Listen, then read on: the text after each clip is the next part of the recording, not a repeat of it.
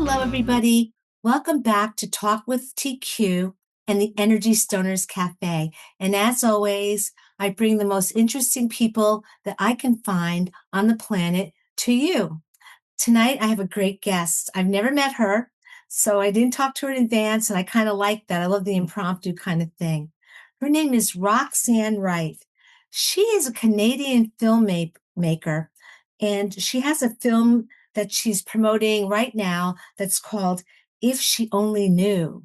It sounds so intriguing. So I'm going to talk to Roxanne about how she got from Canada. And from what I understand, she's back in the lower 50. So Roxanne, what made you decide to go to Augusta, Georgia from Canada? Well, I really needed an all black cast, and that's kind of hard to find in Canada.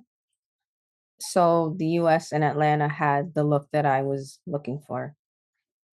So was it about background or was it just about casting? Casting and location. So I left Toronto, flew to Augusta, and just the locations, the vibe, the feel that I had for my film, Augusta was the best place for it. Augusta's beautiful. It really is. So you're there now, and are you working on anything else or are you just promoting this film? Tell me what you're up to. So, yeah, so I just completed shooting the film and editing the film. So basically, I just want to push the film if she only knew, have everyone know about it. And then after when I'm done this project, I'll work on a short film comedy. But for Short, right short now, film it's all comedy. yeah. But for right now, it's all about if she only knew. Okay. Well, this she wants to know right here.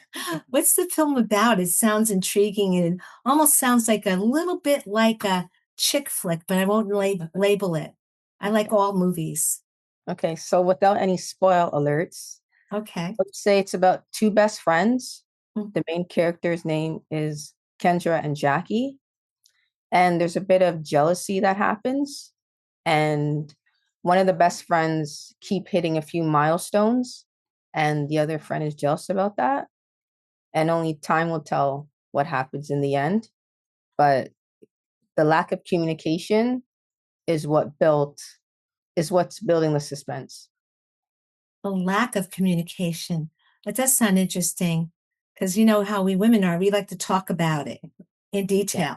yeah. You know, I'm looking forward to seeing this movie. Now, when will it be released or has it been released? So right now it's only going to be in film festivals. So it's not open to the public. It'll be open to the public like next year. Will you So debut it 27. in Augusta?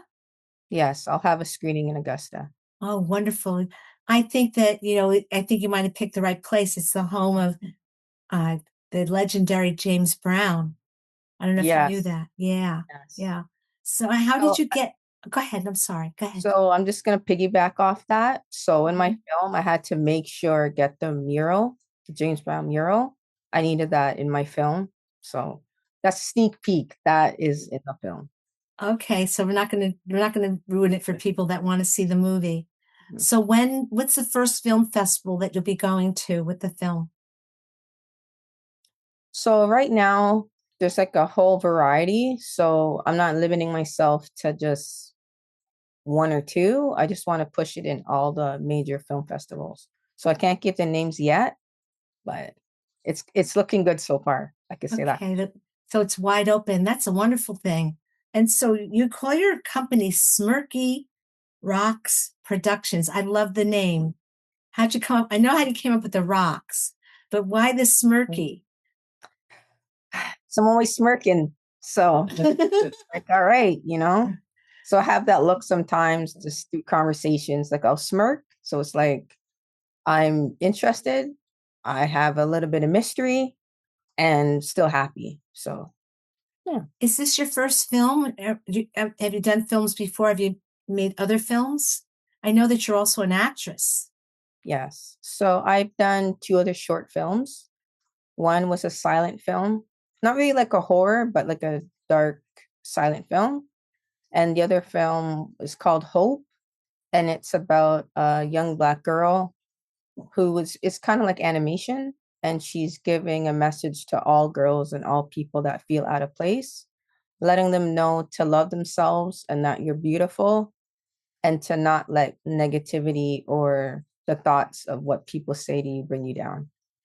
I think that's a really positive message because I think that a lot of women in general, especially young women, need to hear and need to see something that promotes, I guess, their themselves as who they are. I think that's great. Now, I want to ask you, do you really like it better here in Augusta, in the United States, than in Canada? I have to ask that question. I Gotta do. ask it. I do. I do. Okay. It's cold over here. Like we still have snow here.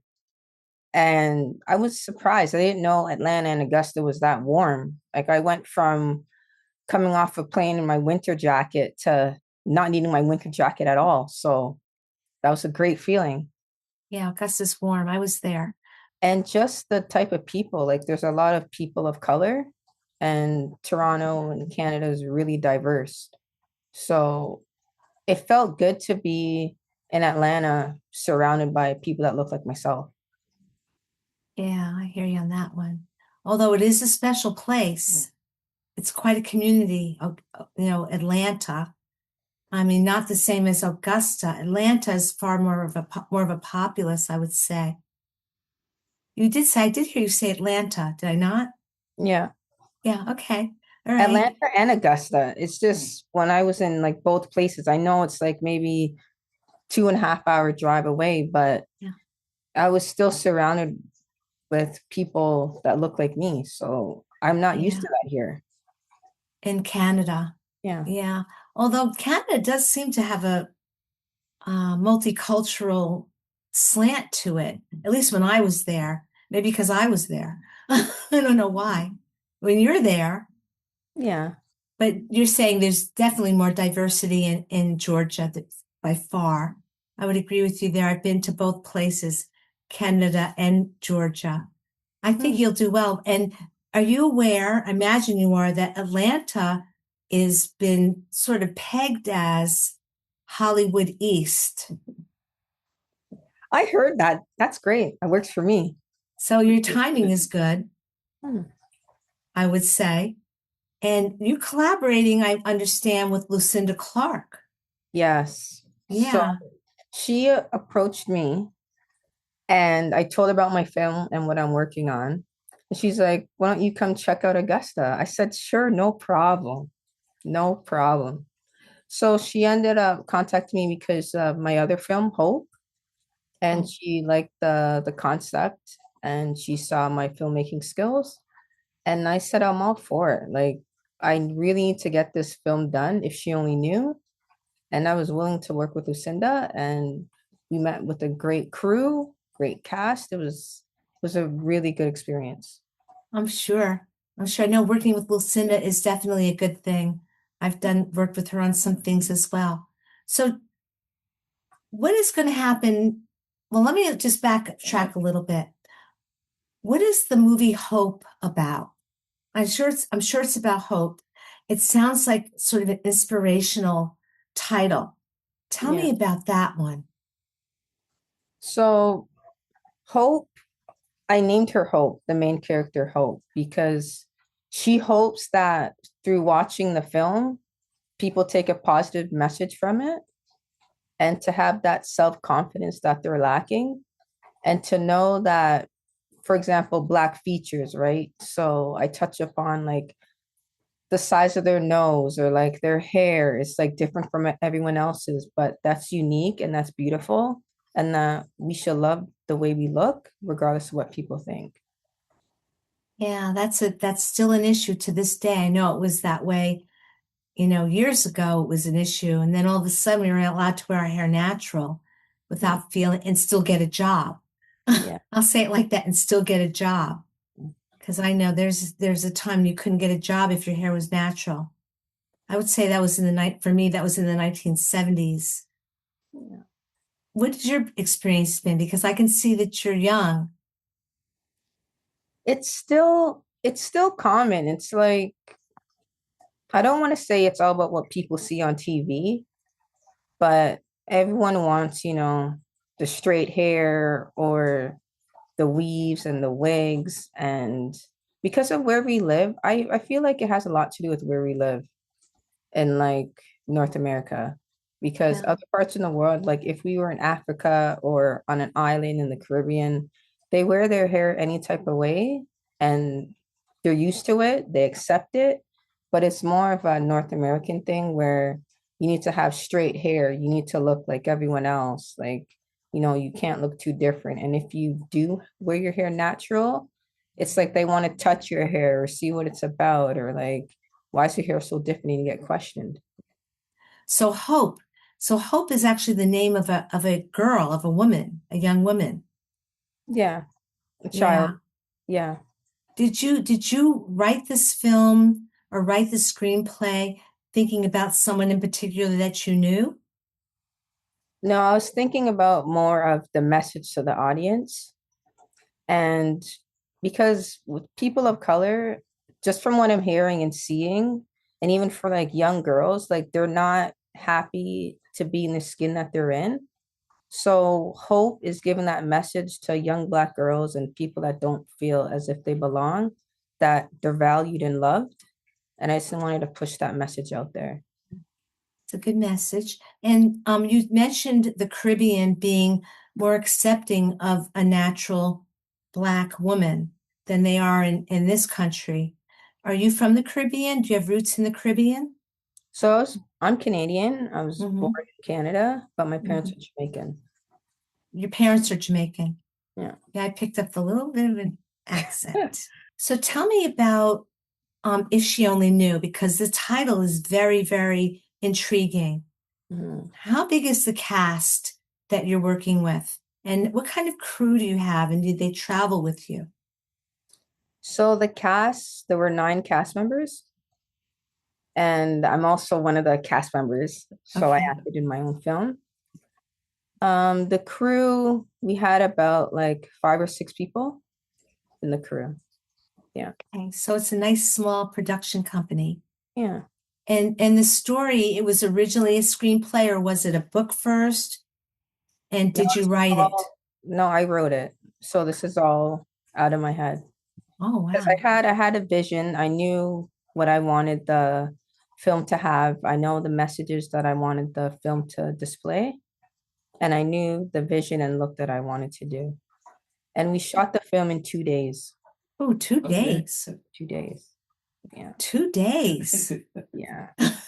Wow. Okay, so you were ready. Okay, you Yeah. were ready for that.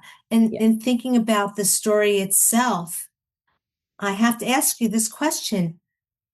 Do you have any part in the characterization of the people, the main characters in your film?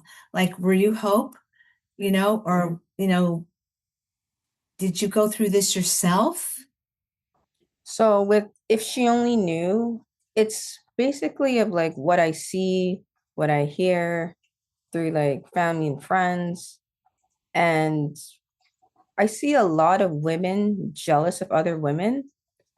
And that's why I called it If She Only Knew, because it's like if she only knew if her friend was jealous of her, would the outcome be the same or would things be different?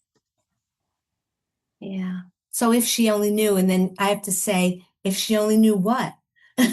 Exactly. Exactly. You Yeah. have to see the film. You have to see the I have to film. see the film. I have to see the film. I Yeah. think it sounds so much like real life and the things that women of all ages go through. As you're mentioning the jealousy, have you ever experienced people being jealous of you because of your brains and your creativity? I have. I have. And Yeah. that's the thing. That's another reason too why I'm doing this film, because I want people to know that being jealous of someone else or comparing yourself to others, it needs to stop, because everyone's timing in life will happen. You know what I mean? Like certain milestones or what's for you like won't pass you by, right? So I push that in the film too. That's wonderful. And I love the fact that you're a filmmaker and you're a Black woman. So you're doing this now and you seem like you're very much in it. how did you get started making films? Did you go to film school first, or did you just pick up a camera and start shooting? Both are good to So, me. okay. So I started off modeling. I started off modeling around in my teenage years. And then from there, I went on and did some acting. And then I'm like, okay, even though I have experience in front of the camera, I want to get experience behind the camera now. And I was always a storyteller, but I just didn't have the courage yet to do it, but it was always in my mind. So yeah, I ended up taking some film courses during COVID. That's the push that helped. Like during Uh-huh. COVID, when everything was slow, I'm like, you know what? Now's the time when I need to push and get my film production going. So that's when I started everything up. Well, that sounds so inspiring. It really Thanks. does. And as a young girl, you didn't realize you'd be a filmmaker, it sounds like, because I read that you were a model Yeah, as that's what helped. well. Yeah. Yeah. Do you find it interesting that I've seen this, I've experienced it and seen it, that I'd say mainstream society, mainstream business, mainstream arts, they'll always be ready to take a beautiful Black woman and turn her into a model. And I always was suspect of that. What was it like for you being in the modeling industry as as a younger woman? Were you ever harassed? I mean, how was it? Do you feel that you were exploited? No, I didn't have anything negative. It's more of like when it came to modeling, like runway or print or anything. Say for example, if there's 10 women, like I would be the only black or like one of two or three blacks. So we were always outnumbered, but it felt like that was the norm. Yeah, So I was used to it. Like it's nice to have like, it would be nice to change that, but yeah. yeah, it would be nice to change that. But you survived it. As a matter of fact, you thrived through Yeah, that. thanks. So, from what I can see, from what I can hear, and what I can see from what you're saying, is that you just grabbed the ball and molded it into what you wanted, and then ran with it. Yeah. Would that be a good way to describe what your experience is? Yeah, that's true. Because I had to make my own opportunities, right? I didn't want to wait for someone else to give me an opportunity. So even in the beginning years, I did some freelancing and I just pushed, I contact designers and I made my dream happen because I'm living for me, right? So I had to take the step and push and like I knew within myself where I could go. And pretty much every fashion show that I've done, I've made the newspaper or an article or online post. So I'm So happy for that. wonderful. That's so wonderful. So you really actually took something and you decided you needed to make your own dream happen. That's a great message. Is that message does that message resonate in your most recent films? Because they are about women. Yes. I don't Yes. want you to ruin the story. I'm so curious. It's okay. But you get off, you can tell me the ending. No, that's okay. I won't. I'll make sure I see it. No, it's just, no, I'm very impressed, I have to say, because as you know, there are men trying to make it in film, and it's not an easy field to be in. Hmm. Tell me why you think it's difficult, if it's difficult for you. From what I see, there's not many women for one. And then on top of that, there's not many Black women. So I'm trying to change that and join the small group of Black women that are doing it. But I'm not doing it just because of them. I'm doing it for myself because I too deserve a place with them. So I'm gonna make that happen. So from what you're saying, it sounds like your beautiful blackness is just incidental, that you're just a filmmaker. You see yourself as that. Yeah, Which do you see yourself as a black filmmaker or just a filmmaker? a filmmaker, Okay, there you go. a filmmaker. Yeah. So you're actually living your dream, it sounds like. What Yeah. what message would you send to other aspiring filmmakers about how to move on to being in the slot that they really aspire to, because you're there. What advice would you give them? To push hard with your dreams and to not give up and know that you deserve a spot and don't let fear like interfere with what you need to do. Yeah. Have you ever experienced any rejection for your stories or your acting? Like what has that experience been like? And what has it done to you? Because you seem galvanized in a very, I'd say, not quiet way, but in a very gentle way. When it comes to this business, film or modeling or acting, you need to have tough skin because there is a lot of rejection, a lot. But you can't let that stop you from where you need to go because, for example, you could get 30 no's, right? It's all about getting that one yes. And that's what changes everything. Yeah. Who gave you your first yes? Myself. Yourself. I Myself. love that answer. There you Myself. go. Yeah. Right? And so Yeah. when you learned to pick up a camera, I might have asked you this already. Did you teach yourself or did you go to school for this? Yeah. So I went to school. I Hmm. took some courses in Toronto Okay. because I wanted to, even though like you could learn things on YouTube, for me, I felt like it wasn't the same. And I needed to take the course to have that pressure put on me. And I made sure that every course that I took, like I needed to have my overall average to be an A plus. Oh, Like so you matriculated. yeah, Okay. I didn't want anything less. I Yeah. didn't want anything less. And I gave it my all. Yeah. Do you think that, well, I use this question, your teachers in film school, what color were they? Not that it should matter, but I'm curious. Well, none of them were my color. None of Okay. them were my color. Did they know that you were excellent? Your teachers, did they know it? Yeah. And I still keep in touch with one of them Oh, and my good. mentor. So Oh, yeah, we're still in touch. So he knows about my film. He knows that I came to Augusta and he knows all the steps that I took. So I still keep in touch with him. oh, that's good. So Yeah. how can someone like at this time see your work? Say someone, so I really like this. I want to hear more about her. Where can I see her work? Okay. Where can we see it? So my website, which is my name, roxannewright.com. So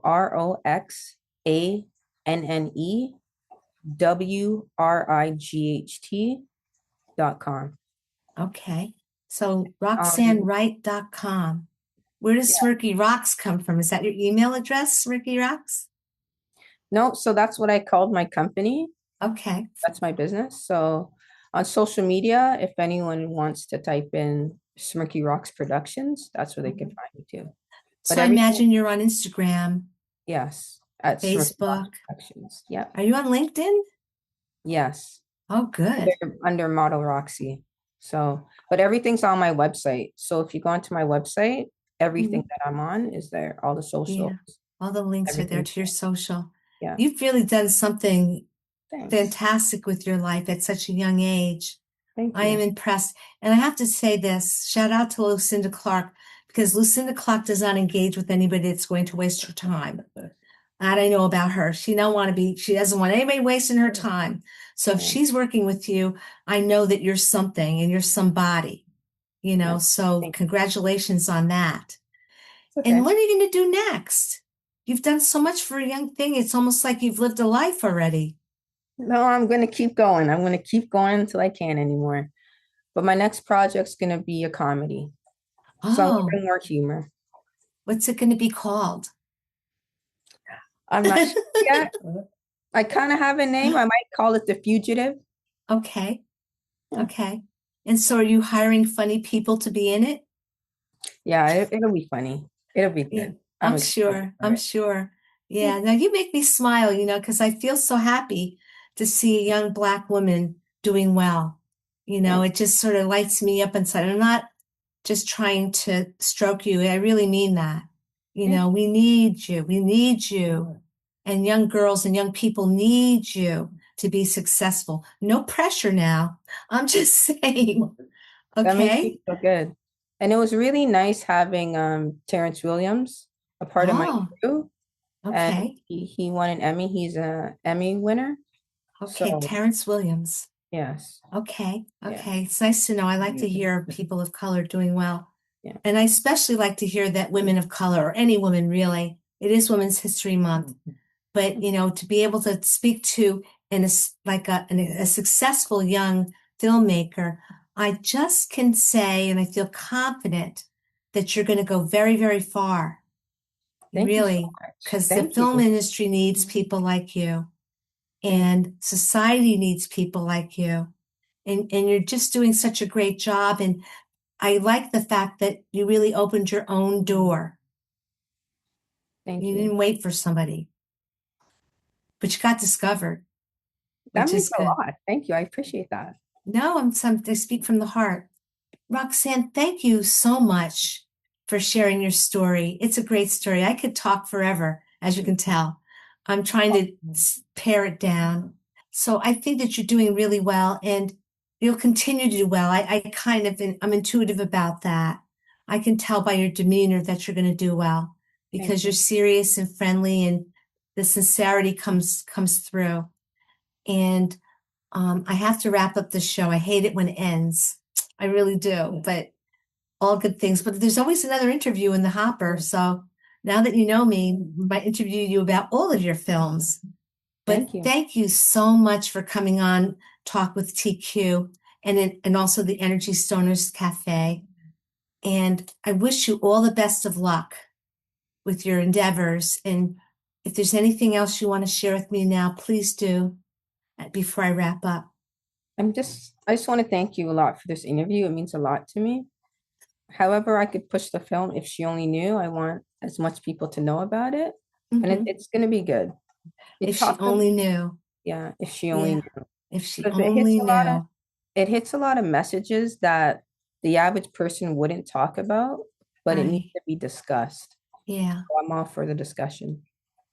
So there's something to be learned, there's something to be discovered, and there's something to be inspired by.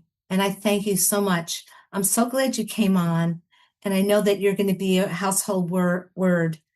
You're going to be one of those household names in no time. You Thank you. smirky Roxy, you. I think it's great. I love that name, Smirky, whatever. Thank you. It's wonderful. And thank you so much for being on the show and, enduring my incessant giggling and whatever. But it was good. It was a good interview, and you're really fantastic. And I wish you all the best of luck with your upcoming films and your future. You're going far. I can feel it. So anybody who's listening, remember the name Roxanne Wright. It'll be rolling off of everybody's tongue in no time. Face it, it's going to Thank happen. you. It's going to happen. Yes, it's happening now. Yeah, Thank you thank so much, Roxanne. Well, I have to wrap up the show now. We only get a few minutes. Unfortunately, 28 minutes to 35, that's it. And I always push the envelope. I get in a little bit of trouble for it, but I do it anyway. But thank you so much for coming on the show. And I'm going to thank the audience for coming again to watch Talk with TQ and listen to the Energy Stoners Cafe. I wouldn't be doing this if the audience wasn't there. And as promised, I always bring the most interesting people I can find on the planet. Bye-bye.